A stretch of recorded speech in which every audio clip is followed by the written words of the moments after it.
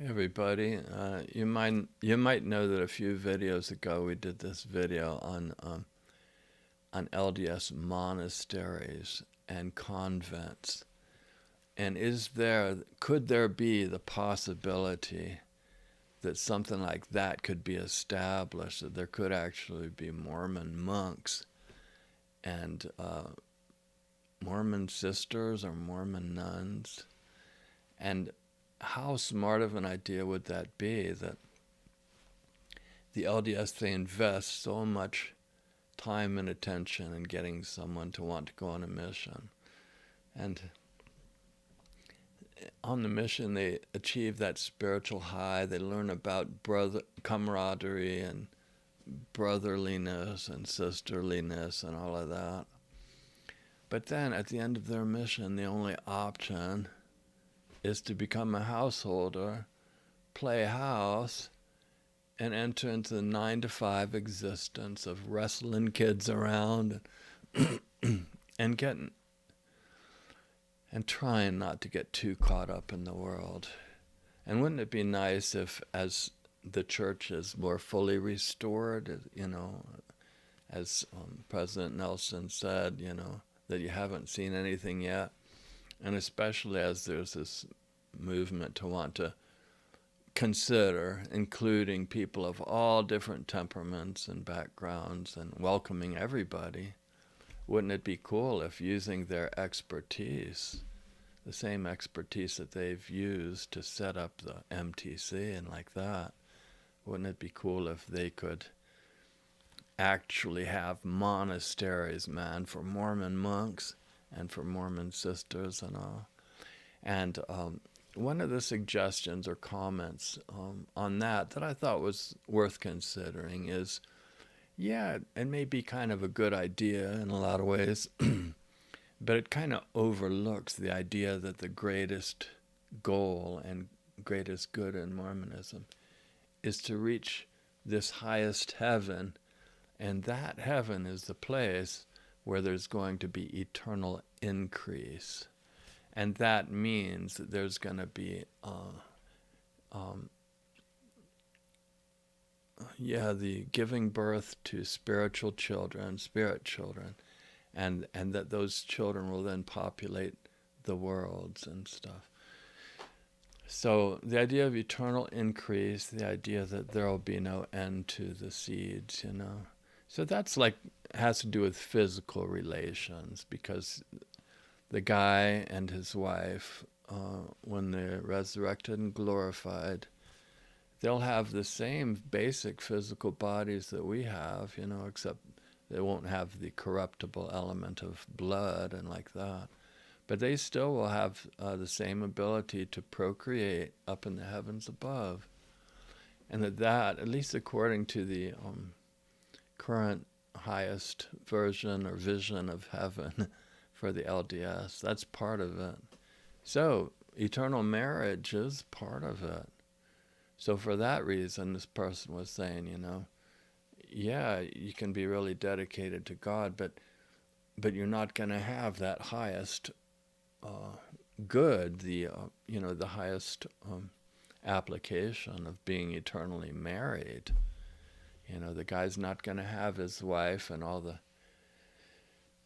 many women up there with which he can create they can create spirit children. So I just want to say that that is a pretty good point. But historically, I look at it this way.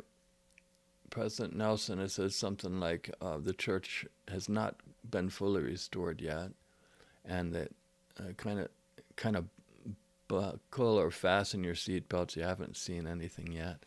The idea that with a restored church, there's some freedom to, and also claiming revelation, there's also the possibility that new teachings, new revelation could come in.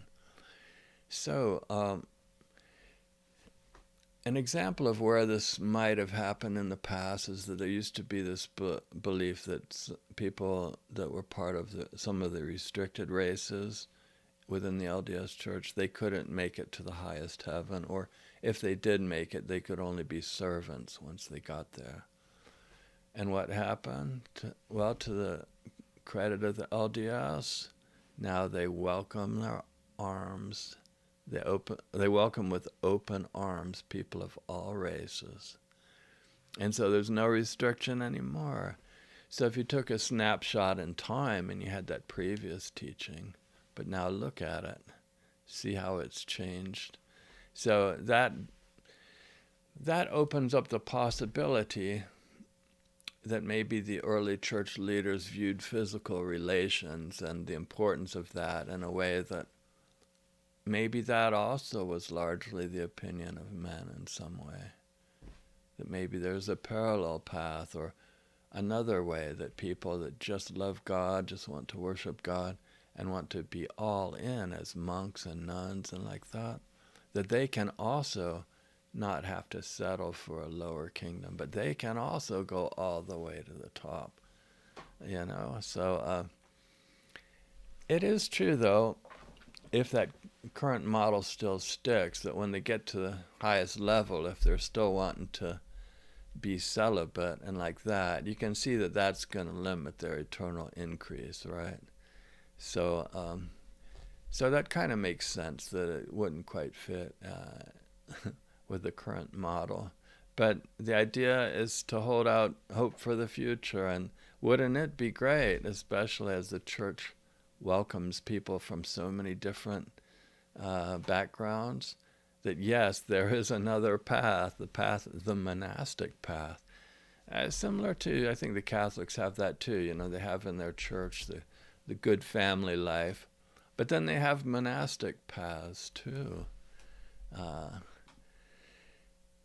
And the wisdom of that, because otherwise if someone is just not inclined to get married, compared to quitting their group and not even having them in the group anymore, isn't it kind of cool that there might be some way those people could stay in, you know? So that's just an update on that. The idea that if the church has not been fully restored, as that's my take on what Russell M. Nelson said, well then there might be this way that, yes, there is still an alternate path, or another pathway to the highest level. And I have to say, of course, I'm not LDS anymore. It's just not quite my brand. So I'm really not that concerned about whether they have monks and nuns in the group or not, except that I see that it could really bless a lot of people, and it would really be cool. Because I remember when I finished my time in Taiwan, and I was thinking, well, that's 2 good dedicated years, but there's no way to keep that going in that, you know, in a form that's close to that. And then I was thinking, you know, maybe I should become like a Catholic priest or a Hindu monk or something. But you'd have to believe in that to do that. You see that? So there was that consideration. Yeah, wouldn't that be cool to do that? But it's just not offered in the LDS. It wasn't offered at that time, and it's still not quite offered. But so that's the follow-up on it. If you like that idea of being a Mormon monk or a Mormon nun, wouldn't that be cool? Maybe put your comments below. And I appreciate you, and I really appreciate those of you that will have mercy on my videos. Consider liking and subscribing, and I'm really hoping to get some monthly supporters. I'll put the link below, and any of you that want to support my channel, I appreciate it a lot. Thank you.